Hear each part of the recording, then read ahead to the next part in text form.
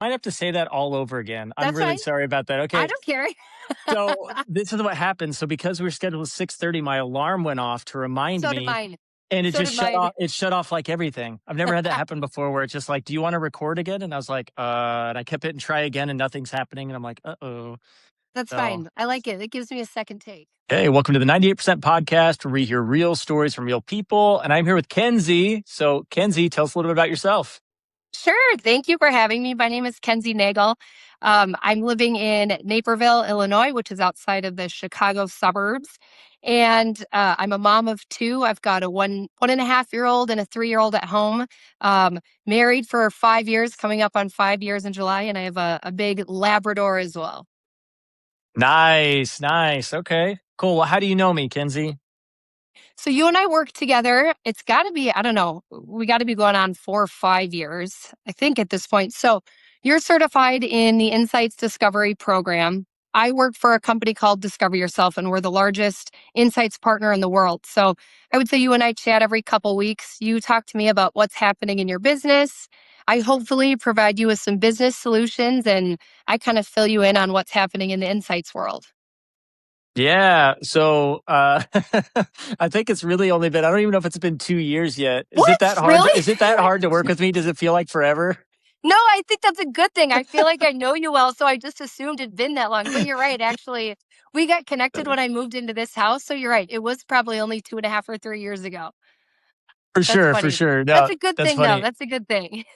That's what I was thinking. And then it would be silly if I didn't share this story, but because when we first met, because we met through Insights, obviously, and then I remember you randomly emailing me and saying, "Hey, do you know a Danny Kubas?" Yes, And I remember being like, yeah, that's my old boss. Why? And yeah, he moved right across the street. And I just, for some reason, I was like, what are the odds of I that? know. I know. And Naperville's 160,000 people. It's huge. And so what's even weirder then is I added him on LinkedIn and social media before I even knew who I was. So after they moved in, I went to introduce myself and he's like, "Yeah, no, I know you." Made a joke like, "Are you going to be one of those neighbors?" And I'm like, "Yes, I am." Yes, I am. But yeah, that was a That's, kind of a wild small world moment. it is. Yeah. It's crazy. Yep. And Okay. my kids, Oh, by the way, my kids now are like run into their yard all the time. So I can see into their backyard. And so when their kids are out, my kids are running at their house. hey, that's nice. Yep. Yeah. Well, it's Wow. great for me. Yeah. I don't know if they feel Yeah. the same way, but I love it. I would too. Okay. So, for anybody tuning in to this podcast for the first time, how we do this is I give the guests questions ahead of time. They can study them as long as they want, etc. And then what they're going to do is they're just going to share their story with you all. And the goal is just for you all, hopefully, to connect with what Kenzie has to say and maybe, relate and connect to her on emotional levels. So, without further ado, let's start at the beginning, Kenzie. So, what was growing up like for you? Yeah. So I recognize how incredibly lucky I am for how I grew up. I'm one of three siblings, so I'm the oldest. I've got a younger brother and a younger sister who I've always been very, very close with, and I'm still really close now. Um, but we also had parents that were literally our biggest cheerleaders. And I realize now, as I've gotten older, what a gift that is. It was like they'd say, "What do you want to do?" And no matter what it was or how crazy it was, like they were there to support it. They were behind us 100%. Also the kind of parents and family that just like showed up for stuff. My whole family was like showing up to sporting events, or if you wanted to run for class president, they were making the 15-foot long signs and hanging it on the school. And I just, now as I'm parenting these kids, I go back and I look at what a gift that is. Um, What's so unique about my childhood, I think, is that my parents, and I realize this now as I'm older, they were weaving really deep lessons into everything that we did. So, of course, at Mm, the time, you have no idea what it is. And then as an mhm, adult, I look at it and I go, this is something that I need to be able to do. So, and it wasn't like, I mean, it's not like don't lie and don't hate your mhm. siblings. Like, here's an example. So, every night before we went to bed, my parents made us say, I like myself every single night growing up. Hmm. And I always could say that. Like, I did like myself. I was I was a very happy kid. So I never had a problem saying it. Then there was a time in college where I just like things were off. I didn't feel like myself. I wasn't very happy. And I remember talking to my parents and they're like, can you say that? Like, can you say I like myself? And I paused and I'm like, no, I, I can't say it. And I remember realizing in that moment, okay, one, I need to do something about this because I've always been able to say this. This isn't me. I need to change something. But like I realize how profound that is, that something that I was able to say growing up my entire life, that helped me determine that I needed help. So it's something that I have. My daughter is 3 and I have her saying it. And I'm sure it's going to be one of those things in a couple of years that she's like, why do you make me do this? But I realize how meaningful that is. So that's one example. And I think how cool is that? Like to have parents that care that much to do something like that. Another example, this was kind of our family mantra, but we become what we think about. And so always my parents would talk about how powerful your mind is, like positive or negative. And so much so that my siblings and I actually all have a tattoo of that now. So that's been our family thing. And again, it's one of those things that hopefully I can pass down to my kids. And I would show you, but I'll spare everybody and I'm not going to put my foot on the camera. So, Okay. but it was Okay. So cool. It was, I'm really so grateful for the way that I grew up. no, I like that. So then in that moment, so you said in college you had a hard time saying I like myself. So like what I mean, if you could elaborate more, like what was going on? Like how did you get back to a place where you're like, you know what, I needed the help. This is what I did. And then, I ended up coming through it a little bit. What was that? I I think for me it was between like my sophomore and junior year, and it's where everybody started talking about what's next. Mm, And I had absolutely I mean, I still don't know what's next. So I think that was just sort of the anxiety of you have no idea what you want to do. People start going to interviews at that time. So I think it was just the uncertainty. But I think it's like anything. Once you start talking about it, everything's going to be okay. Instead of me sitting there by myself going to college classes thinking, I have no idea what I want to do. Once I started having a conversation with my parents about it, once I started talking with my friends about it, one, I realized it's okay because you talk to my parents and they're like, we didn't know what we wanted to do. Again, we still don't, you don't know. And mhm. it's okay to not know. So I think for me, it was just having those like open and honest conversations. It reminded me that everything was going to be okay. And then I also had people behind me that were there to help. So I wasn't in it alone. Nice. I like that. So then other than that, so growing up, what was like what were some of the things you were into? Like being a girl growing up, that period of time, what were some of the Yep. hobbies, the fun things? What were some of those things you did? Yeah. So I my whole life when I was young was like gymnastics. And I loved it. And now that I go back and look at it, I'm like, I can't believe my parents used to drive me, not just me, all our siblings, right, to all the different sports. But it was like every single night for 3.5 hours, So we're eating dinner on the go and doing homework in the car. And on the weekends, we would drive almost 2 hours to get to a gym that had a special coach. He was an amazing coach, outside of Minneapolis. And so I spent a lot of my time doing gymnastics. That was kind of a big thing of mine. But we did a lot of family time. We did a lot of family Mhm. trips. I loved spending time with my siblings. We probably laughed. They probably didn't like that wanted to be so involved because my brother and sister were really close too. But I kind of the classic childhood, playing with the neighbors, capture the flag and nighttime Mhm. tag. We'd run out of our houses and we had a neighborhood like that too. And I think that's also part of what made my childhood so great is like the community connection and amazing neighbors and things like that. Yeah, no, that's awesome. So then it's funny when you're telling all this, I really sense your yellow energy right now Yeah. and all that. So how did so do you know what your family is? Like have you ever seen like what color energy your family leads with your siblings and stuff and how it differs? Oh my gosh, we live and breathe this stuff. Yes, and I'm sure you do. absolutely. So, and Okay. what's actually so funny is so my sister, I can say this now because she's like literally my best friend, but growing up, Mhm. I mean, we got into some like major fights. And Uh-huh. we didn't understand why we didn't get along. Now as adults we go back, our personalities are completely opposite, right? So I lead with yellow, My sister leads with red. My brother leads with blue. And what's amazing is my parents recognize that, so they would parent based on our styles, which Mm. I also think is really cool. A lot of people, when they learn about insights, they're like, "Whoa, I can apply this to my spouse. I can, learn about my Uh-huh. kids." But part of why we would get these tips is because we would drive each other crazy, and it was personality differences. As adults, we still joke about it. I asked my sister to do something for me, and she's like, that was the most general ask. Could you please provide details? Could you act a little more professional for me? And then I'll do this for you. So at least we're like respectfully using the insights language. But I yeah, we like use that. it. Yeah. That's awesome. Yeah. That's so cool. Yeah. Okay. So do you still do gymnastics? You know, I think a couple weeks ago, I attempted a cartwheel in my backyard. And for 3 days, I was like, did I tear my knee? Did I?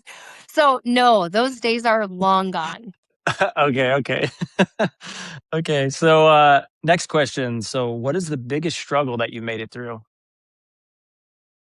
So I met my husband my senior year of college, and we'd been like hanging out for 6 months, and then we started officially dating. We'd been dating for about 2 months, and he wasn't feeling well, so I took him to a doctor's appointment, and I was with him, and we found out that day that he had testicular cancer. So complete shock. It's one of those things you go to the doctor and you're like, it's never going to be that bad. And it was that bad. So we're 21 and we find out that he has cancer, and we spent basically the next 6 months going through rounds of chemo and radiation. And I had just taken a job actually at Allianz in Minneapolis. And so I had moved back home, and I was literally flying down to Chicago every weekend basically to go see him and be with him, like shaving his head. I was part of that. And the whole thing feels like a blur, but at the same time, it feels like it was yesterday. I literally remember cutting his hair, and I remember sitting in the office when we got that diagnosis. So it was heavy. I think it was a lot it's a lot for anyone no matter what, but it's Mhm. hard to navigate when you're 21 years old. What's interesting is, he's in remission, he's healthy, which is amazing, but it's always something that's part of our lives. And part of that's because you have to go and get checked all the time. So every Uh-huh. couple years, right, we have to go into the oncologist and sit in the wait room and do the blood work and, wait to make sure that everything's good. But it's something that's just part of it's part of our world. But that was a biggie at 21. Oh, for sure. So, I mean, I'm sure he was insanely grateful to have you there by his side going through that. So, what were some of the signs? So, was there like some signs that made think like, okay, I need to get checked up? I assume. So he had weight gain, his like mood was off. He knew something was going on. Hmm. And what's interesting is that he knew something was going on for a couple months before he went in. And you Mm, do always hear with men that a lot of times they find out a certain diagnosis and it's too late because they wait to go in. So it hmm. was one of those examples of I'm so glad he, didn't put it off any longer because it could have been a lot worse. But caught it in time and was able to get the surgeries done on time, and now he's healthy. Dang.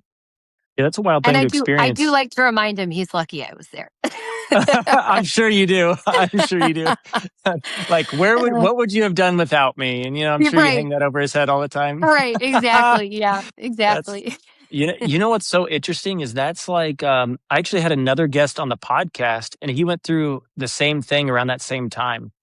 And it's so wild to me that like how can I don't know to like be that young and get diagnosed with that is just mind blowing to me.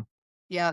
Well, and we found out too that's when it happens, like when you're 21. And oddly, before he Mm, was diagnosed, I feel like I'd never really heard of it, yeah, me which neither. seems funny to me that why wouldn't we talk about something like that when I don't know. It's one of those things that it's unfortunate that we had to deal with it, but I tell people about it. Like I want people to be aware that it's out there, and you don't get it when you're 50, you can get it in your 20s. No, for sure. Yeah, that's wild. And it's just wild to me that I had someone on the podcast. He went through the exact same thing. Yeah, same time too. And I had never heard that that was like a thing, even till just now. Like I just assumed that was a one off until you told me the story. And I was like, wait, that's like not common, but like that Yeah. happens. Huh. So we don't do it anymore, just I think because I don't know, we're past this stage. But for years, there was they used to do this thing called the one ball pub crawl. And it was like we would get like this huge crew together, and it was like hundreds of people, raise a ton of money for Hmm. testicular cancer awareness, and then we would Yeah. just drink all day. I don't Wow. know if it still exists, but again, it was like I'm meeting all these people who've been through something, and I'm like, I had literally never heard about this, and now I'm at a one ball pub crawl. So it was interesting. That sounds like a fun way to kind of make light of it at least and have a good time. Yeah, you got to do, yeah, right. If you can't laugh, you cry. So you got to do stuff like that. Exactly. Okay. So then, what's something that you're currently going through that's positive or you could say challenging? Um, so I would say, like something I'm going through right now that I would say is both. I think having two kids. So my son is 1.5, my daughter's 3, and it is without a doubt like the most rewarding thing I've ever done. But it is so much more challenging than I ever anticipated. So Mm. it's just funny. It's one of those things that when people would say growing up, how many kids do you want? You're like, 2, 3, I don't know. Like I didn't even consider how difficult it was. And I go back and I can't believe I ever disrespected my parents the way I did because I didn't know what I know now. But the positives are like we're up at 6:30 this morning and I'm watching my kids dance in the kitchen and my daughter's dancing on the table and playing with spatulas and the first ice cream cone, the first steps, my son's in soccer and when he makes a goal and he's like, goal, and he's won. Like it's just my heart literally explodes. Um, at the same time, like this it's kind of a positive and a negative is just navigating like trying to be the best parent I can be, trying to be a good wife. I work full time. I want to stay healthy, so I'm trying to fit in workouts, and I love my social life. Like I've got a great group of girlfriends that I want to stay connected to, and there simply isn't enough time. Mm. And that's a negative for me is realizing I know I have to prioritize things, but I want to do all these different things, and I can't do them in a quality way. So I guess wishing I had a little bit more time. So I would say it's a positive and it's a negative. Yeah, no, I get that. So have you noticed a big difference between your daughter and your son, how they operate? Yep. I would have 10 girls. I would have 10 daughters. Oh yeah. and and I think my son is the reason that we're like, you know what? 2 is perfect. That's all we need. Uh it's like out of a movie where she's like, we'll sit at her little table and read a book and put on clip-on earrings and she's so sweet. And my son is like grabbing like swords and literally walking around and just smacking things off the table and loud and jumping headfirst off the couch. And I've always heard people said that. I'm like, how different can it really be? It is like worlds different. So that's been a new experience for us as well. It's also why we decided to have two kids so close. They're 18 months apart Mhm. because I'm like, this isn't so bad. If it was the other way around, I don't know that my son would have siblings. Yeah. So it's been a learning experience. Wow. Yeah. It's funny. I've heard that too. So I've only have a daughter, and she's been like honestly like really easy. Except for the first year and a half, she had trouble sleeping throughout the night. It was like every 2 hours she'd wake up for like a year and a Yeah. half, and I was like, this is wild. Mhm. But other than that, yeah, it's been super chill. But I've also talked to families that said that their girls were the wild ones, and I'm like, really? Because Interesting. yeah, because usually I hear kind of more like your story, but every once in a while someone sneaks it in. I was like, huh, it's so interesting. Well, it's good now, but it's one of those things where everyone's like, well, wait till she's 12. I hear Things that too. change. I'm like, I get that. I understand that. Like, I remember what Yeah. it was like when I was a teen. So I know it's not going to be easy forever. I totally get it. Hmm. For sure. Okay. So then, who has changed your life that doesn't know it? Okay.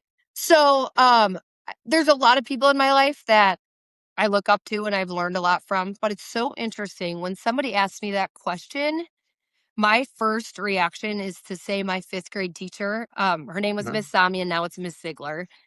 And like, it's the first person I ever remember looking up to and thinking, I want to be like that person. Mm. So she was like the most caring and kind and calm person I've ever met in my entire life. And again, like, I remember noticing that as a fifth grader and thinking, there's all these fifth graders going through a lot of stuff. And she met everybody where they were at without judgment. And I always thought I want to grow up and be like her. Mhm. What's funny is I started college and elementary education. I did change after about 6 months, but she's like, without a doubt, the first person that I remember saying, I look up to this person. I want to be like her. It's awesome. So what qualities did she have that made you want to do that? She was just, it was calmness. And maybe it's Mhm. because I don't have a lot of that Mhm. naturally myself. And so I remember thinking that's a quality that I want to have. But, like, the ability to really connect, like I said, connect with everybody where they were at. I remember there's a lot of kids going through a lot of stuff, and she just took care of everybody. And I still think, I mean, that's a quality that I still would like to have. It's not really in my natural wiring, but I do think about that. I think that's an amazing quality, just being incredibly kind and caring no matter what. I like that. I like that. See, I had a coach that was really similar. That I've brought him up a lot on the podcast, but yeah, same thing. It's just I just remember even day one in junior high, him just like I was kind of to myself, kind of reserved at times. I had my moments where I was outgoing, but a lot of times just kind of reserved. And he always like would seek me out, like, hey, tell me about yourself and yada yada yada. And we had conversations. And then even I remember for track, him pulling me out of class to do hurdles. Like who doesn't think that's the coolest? And we jump over a Yeah, hurdle in the hallway that he brought with him and was like, you know what, we're gonna do that. What do you think about doing hurdles? And I'll say, it sounds good.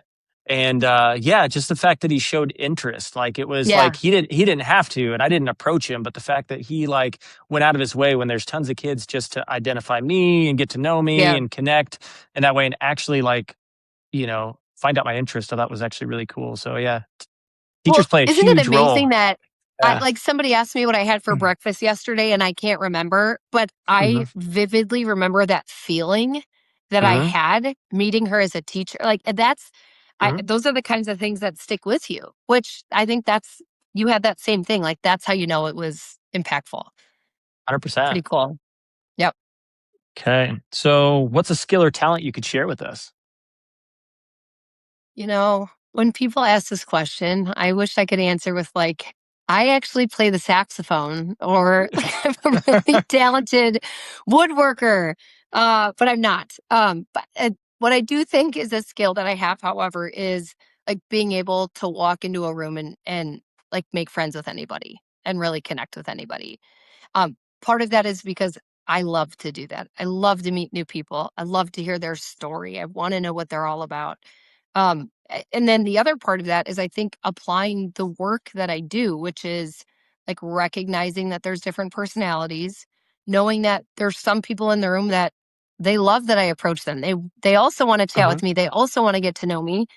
And then there's other people that they don't want to be my friend, and that's okay too. They're a little bit more reserved, and so it's okay for me to introduce myself and walk away and let them be. So it's wanting to connect with people and loving building relationships, and then recognizing personalities in different people and determining who I should be talking to and who I should give a little bit of space to as well. Got that. So then, how did you get so? Because you like that. So then, what got you into doing all the personality stuff then? So, well, it's funny. So when I first took my job at Allianz, the entire sales desk had been through insights. And I was sitting there talking to people about insights. Like, how do you sell effectively based on what the color energies are? I was always somebody that loved personality assessments. Like, Mhm. 15 years ago, it would pop up on your like MySpace and Facebook and be like, take this quiz, stuff like that. I Uh-huh. always did those. So I was always fascinated by it. But I found myself talking to people more about like how to build relationships using insights. And so I mean, I was only at my first job for a couple of months, and then I ended up working with Discover Yourself, and I've been there for almost, it's gonna be 13 or 14 years. So I have a passion for connecting. I also I love having conversations with people about personality because I want to bring it to life right away, right? So I try to give real world examples. And one of them is I'll ask people like, have you ever been really offended when you go to a restaurant and you feel like the server didn't want to be your friend? And I can't tell you how many people are like, all the time. I don't know what it is. I come at them, I try to get to know them, and they don't want to talk to me about their personal life. And I love then talking about personalities and saying, I want to introduce you to this model because I was the same way too. And if you can learn this, you realize that you're not going to take things so personally because it's not about you, it's about them. So that's just one of those things too. I love kind of walking people through personalities and watching them have these aha moments because I think they're super valuable. But if you don't, like, if you haven't had a conversation about it, you don't know anything about it. 100%. Yeah, I'm the same way. I think I've done a ton of personality assessment just because I think it's fun. I think whenever you can learn more about yourself and how to interact with other people, I think it's great. So I want to ask you this question. So outside of insights, what is like a personality assessment that you're just like, oh, I love this one? Um, I like the Enneagram. I think it's really deep. So Hmm. this is one that you probably also haven't even heard of because Insights doesn't offer it anymore. But they used to do something called Deeper Discovery, Hmm. but it was too personal. Like it was like if you look at the Insights color energies and you lead with a certain color energy, Hmm. you're peeling back layers and it's like what is really driving? Like what's underneath this? Why do you lead with fiery red energy? Like what is the fire in you? Like Hmm. what's fueling that? That was an amazing tool. They don't even offer it anymore and I think part of that is because like that's not meant to be in corporate America. It's too deep, but that was one of my favorite assessments too.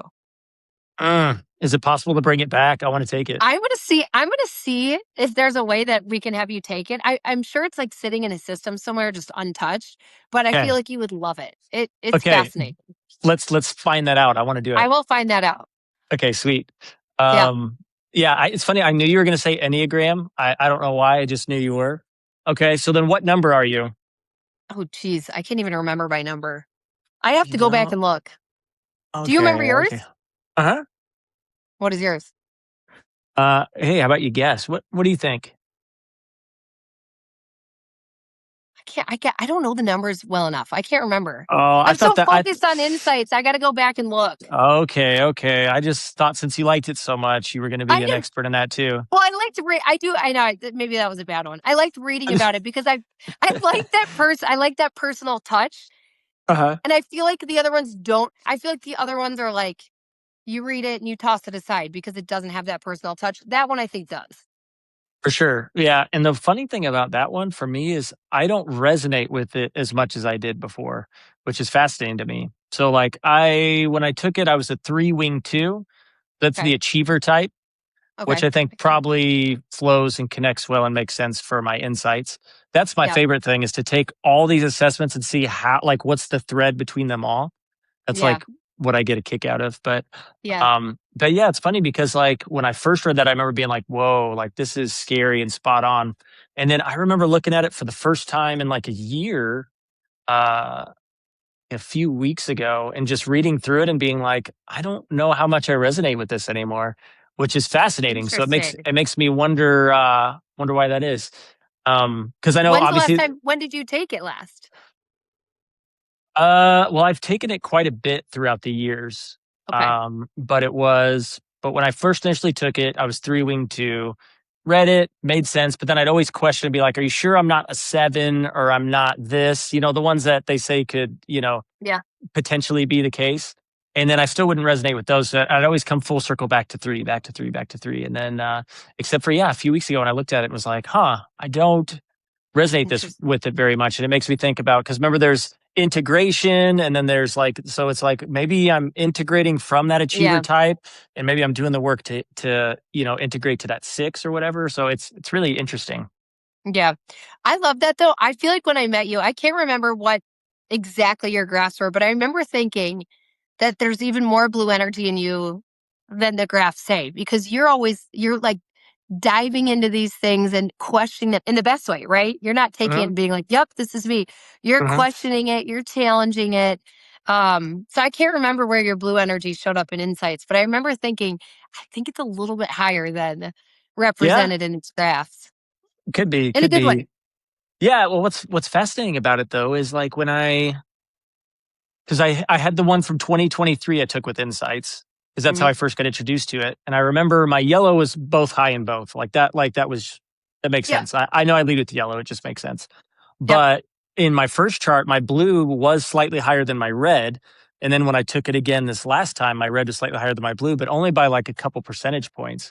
So it was Hmm. like, did my red adjust with my environment given the role that I'm in now, where it's more of a role where I have to make a lot of decisions and get things done versus maybe Yep. the previous role I was with Nike where I did that because my red was also high, but I was more about gather the information first and then do that. But I don't know. I'm curious. So yeah, I don't know. Well, that's where you have to bring it to somebody that knows you well, right? And maybe a Mhm. colleague or a friend and be like, "What do you think?" Because I sometimes it's mean, hard to notice the difference, and they're like, "I notice it." You know? well, what was really interesting is I actually remember having this conversation with Danny. And like, because when we got our things, like I remember reading the insights because we all took it together. So Danny has his insights profile too, which you should Yep. probably talk to him about. Do you know what color he leads with, by the way? Yeah, of course I do. Blue, doesn't he? Yeah, it's I blue actually, green, I think. is it blue green or is it green blue? I think it's I blue almost green. really okay. Is it We the need to ask. opposite? We need to ask him because I'm pretty sure he led with green, which was fascinating to me because I wasn't sure if he'd be the green type or not. That makes sense to me. Okay. So the day that they moved in, this is how I knew I liked him. I Hmm. was out front, like mowing the lawn or doing something, and he like he said it in a very calm earth green tone. He was like, "That's good fiery red energy doing the lawn," and I'm like, "Yeah, this is so funny." Again, like such a small world. Yeah. You know him. He knows insights. Now we're talking. Like it was. I know. I loved it. I love connections like that. Yeah, me too. So what's funny, what I was coming back to though is like I talked to him and I remember showing him my insights profile and he's like, I don't see how any of this is you, but I resonated with it so well. So it was kind of a fascinating thing. So I was always like, so does he see a different part of me than you know what I mean? Like, I Right. don't know. Because I think he probably sees a lot of blue too, because I tend to try to organize myself as much as I can. But at the same time, I don't know. I don't resonate with the blue completely. I don't feel like a reserve, chill, like you need all the facts before I move forward. Even though I know I do that in certain instances, because I don't know. It's really interesting. Yeah. So I don't But I think you also I think sometimes we know. see what we appreciate in people too. So as you're having a It's true. conversation, even if you're having, you're obviously great at, I think, connecting with people, and you were Uh-huh. very open kind of the first time we met, but like I noticed the detail right away. And I remember thinking, ooh, Kenzie, like you need to be more detailed for Ricky because you're not, you're not. And so he probably saw that and appreciates that in you. Yeah, no, for sure. And I think it also might be my strength finders. I lead with strategic. So I don't know if that's some aspect. I've been trying to figure out how to connect those together. Like, what does a strategic yellow look like versus a Yeah. strategic blue or strategic? I don't know. I get curious Yeah. about that stuff too. Yeah. That's awesome. So I love it. That's I good. don't know. It's good to be curious. You always learn Uh, from it. Always true that. Okay, so what are you learning about currently that you could teach us? So when I was in my 20s, I feel like I could eat and drink literally anything, no problem. And I never really even thought about it. And now as I've gotten older, like if I go out and have a couple margaritas and some queso, I mean, I laugh about it, but it's so true. I literally wake up and my face is swollen and like my feet hurt, like everything. I'm like, this is not right. This is not normal. And again, having kids, like I'm just trying to pay more attention to like eating healthy and what we're putting Sweet. into our bodies and the impact that it has. Obviously, I know that food affects, your weight and it Uh-huh. affects your energy. What I didn't know is that 90% of serotonin is produced in your gut. So I've heard people say your gut is your second brain. And Uh-huh. I guess I just didn't look into that. Uh-huh. But I've been looking into that because I think it's so fascinating that Obviously, there's times where we're anxious or upset or, unhappy, but food should be like the first form of medicine that we look at. And I think it Mhm. gets overlooked. So I've been spending a lot more time focusing on, especially nights that I'm not sleeping, like what foods really serve as fuel, what's going to give me energy and make me feel good as I get older. Yeah, no, I like that. I've done a lot of research in that too. What I always think is like a perfect analogy is it's like a car. Like, are you going to put good fuel in your car? Or are you going to put Yeah. terrible fuel in your car? And it Yeah. does. It affects people more than they realize. And Yeah. it's hard. What's sad about it too is I recognize that it's a luxury to have good, healthy food. So I Hmm. realize that too. I know everybody doesn't have access to that, but we're a society that just is so quick to medicate, and not like look at what are you actually eating. How is that impacting you? So, and again, in my 20s, like I didn't think about it because I didn't care and it didn't matter, and now I'm like, is this worth it? Like, I love these things, but is this worth it? Because I'm going to be moving slow on a Saturday then, So I hate that Uh-huh. I have to ask myself that question, but it's not worth feeling awful, especially if I have to be able to, you know, if I need energy to run around and chase kids around. No, 100%. Yeah, 100%. And it's funny to think about that now because yeah, it's like there's consequences now for some of that stuff. Like where maybe when you were younger, it didn't Yeah. matter and we could eat Yep. whatever we wanted and be Yep. active and whatever. But then, yeah, the older we get, that stuff actually does impact us a lot. And that's one thing. Like that's all we have at the end of the day was we have our body for our whole life. Mhm. Yeah. And the little decisions we make now are going to affect us when we're older. I know a lot of people are like, "Oh, I have nothing wrong with me," but they don't realize that by the time they realize there's something wrong, it's not It's too too late. late, but it's to a point where it's going to take a Yeah. lot of a lot of work to go through it. And Yeah. yeah, it's really interesting. You got to make those decisions now. Yep. Yep. I agree. And again, it's hard to do. We get busy. Yeah, of course. And Yeah, again, it's work to cook and it's a little bit more expensive, but it matters. It's important. And I just think we don't talk about it enough. But I'm does. reminded every time I do go out, I do have that extra margarita. And then I'm like, oh my God, this is awful. So you're not 25 anymore, Kenzie. Doesn't work the way it used to. Nice. Yeah. Okay, so then, so what are you doing for fun then? So I love to golf. Love to golf, but I think it's a big time commitment now.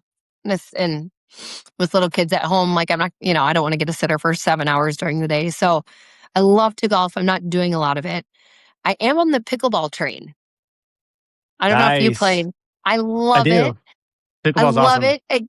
It's one of those things. I always loved tennis, but I was never good at it. So that wasn't Mhm. fun to play. But I also feel like it's one of those things that like you can be really competitive. You can play really hard, play for a couple hours. It's an amazing workout. Um, Mhm. but you could also play on vacation with a mimosa in your hand. So I like that it can be very casual. And then I also love that you can make it a workout. So my husband and I, we had a babysitter the other night and we found an indoor pickleball court because it wasn't very nice. And we went and played for a couple hours and it was great. So I love that. That's awesome. What got you into pickleball? I don't know. I mean, I think it was just what was it like a couple years ago that everybody was talking about it. And Mhm. I don't know. I think we played a couple times and now I love it. I love when we get to play. And a lot of times we'll get a sitter and go out and I'm like, I don't want to just go to eat. Like I want to go do something. So I think it's Uh-huh. such a fun activity for us to be able to do in a couple hours. So we've been doing it more. Is that how you like to connect is through activities? I mean, I like activities, but I also can sit and just chat. Mhm. I can sit like with my girlfriends and my husband jokes. He's like, I don't know how you girls have not run out of things to talk about. Because I see, I see them often and I don't know, there's always stuff to catch up on, but I love that connection. I do love activities. Like Mhm. I don't want to sit and watch a movie. Like if I'm doing something with somebody, I Mhm. want there to be some sort of interaction, whether or not it's conversation or doing an activity together. So yeah, Yeah. I do. I like that. I like the activity piece. Okay. Nice. Okay. So, ooh, this is one of my favorite questions. Okay, so we covered quite a few topics today.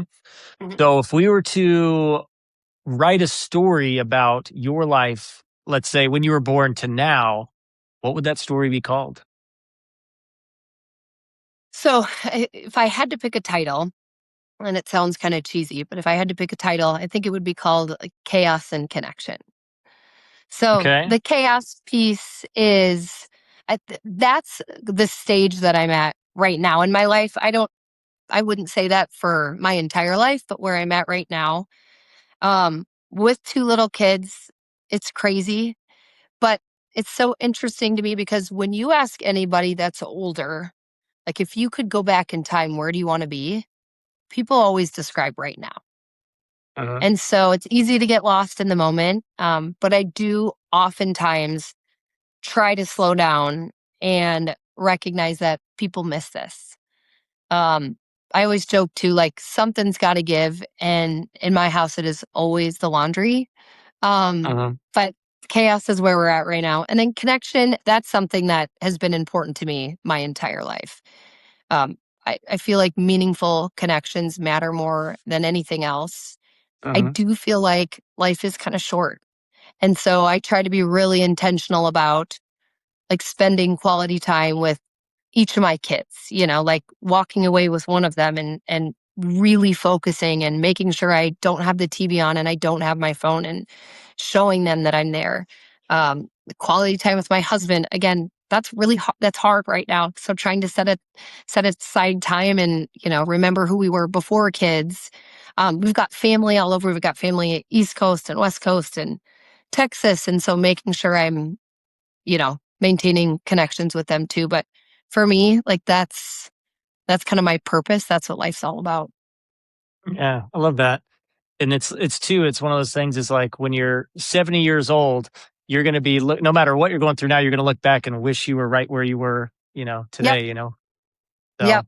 And I say that to myself, those moments where I'm like, the timer's going off and I've got two kids on my legs and the dog's like eating something he pulled out of the trash. She pulled out of the trash. And I'm like, just remember that. Like it's chaos, but it's okay. Like nobody's dying. It's frantic, it's wild, but this is okay. Like remember that you got to enjoy these times too. So that kind of helps me through some of those crazy moments. And it's hard to do, but I think it's worth doing. like that. You know what's really funny is your title is a simplified version of the previous guest title, which is really interesting to me. I did not cheat. I didn't. I mean, well, there's no way you'd know. I haven't released it Okay. yet. Okay, good. I'm just saying, it's just kind of ironic because I was like, that title sounds familiar. And I look up on my, what I've written down. I'm like, oh, he did something extremely similar, except it's really lengthy. So we'll have to see Funny. how that looks on a thumbnail, a YouTube thumbnail. But Yeah. okay. Yeah. So, okay, so we have two things left. So this part is kind of your part of the podcast. So if there's anything you want to advertise, share, promote, Yep. Yep. if you want to promote where people can find you on social, or if there's any topics you want to cover that we haven't talked about, this is kind of your time. Okay, awesome. I feel like we not intentionally, but we were kind of weaving insights, Uh-huh. discovery, and the work that we do throughout this. But Uh-huh. that is truly my world. But part of that is one, I've never had Sunday scaries. I love waking up on Monday mornings because I love the work that I do. Um, I love the corporate side of it because it pays the bills, obviously. But Uh-huh. the personal side is I've literally watched it transform relationships, and that's the most rewarding part of my job. And the feedback I get from people where they, maybe we took their team through a training and they come back and they say, this was great for my team, but I just went home and I looked at my spouse and I realized something after being married for 30 years and you've changed everything about our marriage moving forward. And those are the kinds of moments that make me love my job so much. So, what I would love is if anybody's interested in taking that assessment, I would be more than happy to offer a link for you to take a profile so you can experience it firsthand. If there's a spouse or a partner or kids or anybody that you want to have take it, even a team member, I'd be more than happy to do that. So there's two ways you can get a hold of me. So our website is discoveryourself.com. And then my email is Kenzie@discoveryourself.com. So you can just send me an email and say, I want to take the insights assessment, and I would be more than happy, and I'd be honored to share that with you. Okay, well, I will also attest to that. Like, insights is like the best. That's why I like it so much. So from the minute I took it with Nike a few years ago, it's just like it blew my mind. And then just seeing like the possibilities, like once you get that information, then you start thinking about, oh, what if, like, like just connecting with other people, how you can impact people positively. And I mean, this, I tell about everybody. So I'm always asking for I love it. profiles because Yeah. it seems to come up in every conversation because it's fascinating. And it's like, Yeah. the more you learn about it, the more I'm just seeing like, oh, yellow, red, blue. Like you just start seeing like I can't almost, I'll watch movies and I'm sitting there watching a movie and just thinking about like what color energy they're leading with. It just cracks me up, but it's super helpful tool. Yeah. Well, I like to joke. People say, like, who do you work with? This is understanding yourself and connecting better with people. So Mhm. I don't I don't share this with everybody, but I'm like, we've worked with potato farmers.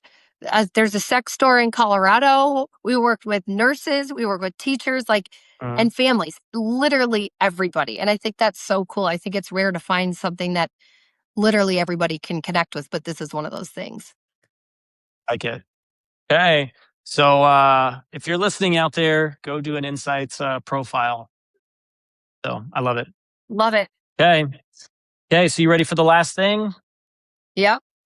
Okay, so what we do for the last thing is I had the previous guest create a question for you, not knowing it was for you, and then you're going to create a Okay. question for the next guest. So you're going to be put on the spot a little bit, okay? Okay. Okay, are you ready for your question? Yep. Okay, here we go. Okay, the question is, how do you work through big fears to get closer to your dreams and goals? Um, that's a great one. That's a great question. So my biggest fear of my entire life, like something that was truly debilitating, and you'll probably laugh because when I tell people this, they're like, "You talk so much. What are you talking about?" Is Mhm. public speaking. Mhm. And actually even doing things like this. Like, it's for somebody who loves to talk, it is not comfortable for me. The the the thing you have to do is do it. Like, no Mhm. matter what, you can do it and you can fail. And I have failed. I've been going to Toastmasters for 3 years and I failed a lot. And then I nailed a maid of honor speech a year ago at my sister's wedding. But the first couple meetings I went to, I don't even remember being there because I was so nervous. Like, I'd come home and my husband's like, "How was it?" And I go, "I blacked out. I don't even know how I got home." Like, it truly was that extreme. You have to just do it. And I think part of that is 20 years from now, if you ask yourself, you skipped this opportunity, do you wish you could go back and do it? Everybody says yes. Mhm. So I think you have to put yourself out there. You have to recognize that it's okay to fail, and you have to just shoot and you have to go for it. So I think for me, and something that I tell other people is, even when you asked me to do this, I don't know if you remember my initial reaction, but I was like, maybe I'll get back to you. And then I Yeah. hung up and I was like, I swore that I would never say to my kids, I said no to something because I was afraid of it. And then I texted you, I'm like, let's go. So I think you've got to just do it. I think, and sometimes it's uncomfortable, but you got to do it. Yeah, I agree 100%. I was listening to someone the other day and they were talking like that was like the second biggest fear for people was public speaking. Does that not kind of blow your mind thinking about every possible fear out there and that's like number 2? So it is always shocking to me, but it's like, I feel like I'm not afraid to do anything else. Yeah, And yeah. again, for somebody that loves to talk, like, I don't shut up. So it's like, when I say that to people, they're like, what do you mean? You talk all the time. You don't, so I understand it was like this physical reaction to public speaking. So I don't know what it is, but I do I do know what it feels like. So I get that other people are there, but again, like, you got to just, it's so worth it to go for it and not have regrets. Agreed. And I think where the misconception is, I think a lot of people assume because you're good at public speaking or because you do it, you're not afraid to do it. And Yeah. it's so not true. Like, I mean, like any public speaking I've ever done, like there's always nerves at the beginning. That's just part of the Yeah, process. Like it's not like it's not there. It's just like, because it's always a possible thought. Like even if you've done something a million times, you're like, you're probably fine to do it. But at the same time, you're always gonna have that thought, like, I wonder if this is gonna resonate, or I wonder if totally. they're gonna feel this, or maybe this isn't the audience for this. Yeah, Like everybody has those thoughts, but yeah, to your point, you just have to do it. And I would say out of everything, any public speaking thing I've ever done, it's always turned out better than I imagined. yeah.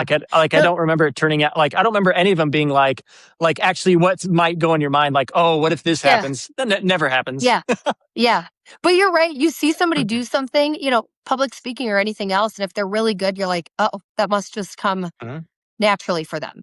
And you kind of mhm, forget. You don't know how they're feeling on the inside. You don't know the amount of work they put into to get to where they are. mhm. So that's a good reminder. Yeah. Yeah, I think the only reason I'm good at it was because I was a musician for a long time. So I still do music, but like I started pretty young as a musician. I remember the first time being on stage, that was pretty terrifying, but it was one of those things you just do it because it's like I wanted to play music. This is part Yep. of the gig. Let's just show up. I'm nervous, whatever. And Yep. yeah, I think those things kind of help set me up for what I do now because I don't think without it Yeah. I'd be as comfortable. Yeah. That makes sense. That's awesome. Okay, so now what question do you want to leave the next guest? So my question is like, what's one piece of wisdom that somebody shared with you that you wish you could share with the world? Okay, what would your answer be to this?